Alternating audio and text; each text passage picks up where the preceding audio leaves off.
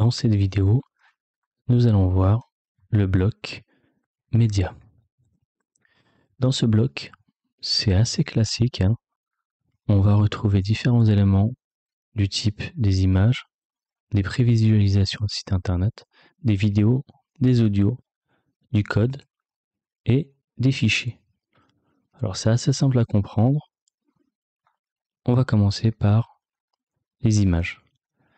Donc vous avez la possibilité de uploader directement une image présente dans votre ordinateur, de récupérer une image sur un site internet ou de passer par une splash pour intégrer une image directement dans votre Notion.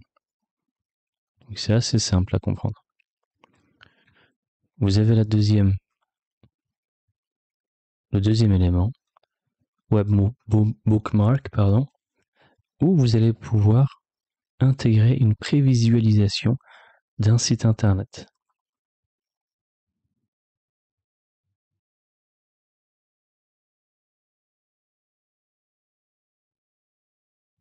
Par exemple.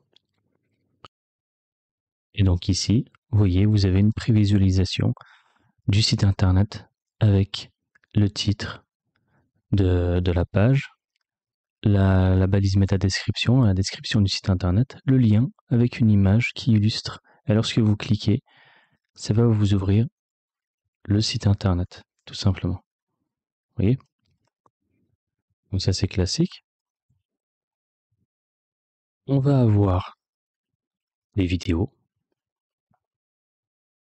Je vais pouvoir coller un lien ou uploader directement une vidéo depuis votre ordinateur. Donc ici, ça marche avec YouTube, Vimeo, mais également avec Dailymotion, etc. d'autres plateformes. Si je colle par exemple cette vidéo, vous voyez, vous l'intégrez directement dans votre Notion. Donc c'est assez pratique, c'est intéressant. Ensuite, on va avoir de l'audio. De la même manière, vous pouvez uploader un fichier ou aller chercher sur Internet un lien d'un fichier MP3, Wave et OGG. Et ensuite, vous pourrez lire cet audio directement dans Notion. Donc ça peut être intéressant même pour des cours, hein. Par exemple, si vous êtes étudiant et que vous enregistrez tous vos cours en audio, vous pouvez mettre vos audios directement dans votre Notion et les écouter, les classer, et les exploiter ou les écouter par la suite.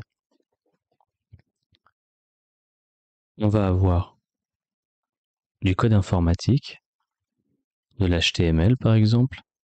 On va avoir du C++, du C, du CSS, etc.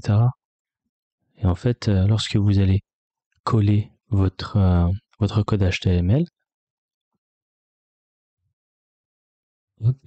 et vous voyez ici, on respecte les couleurs d'un code HTML, les couleurs, la structure, exactement comme vous allez le retrouver sur un éditeur de type Notepad, par exemple. On va avoir en fait cette distinction entre les couleurs et la structure est la même.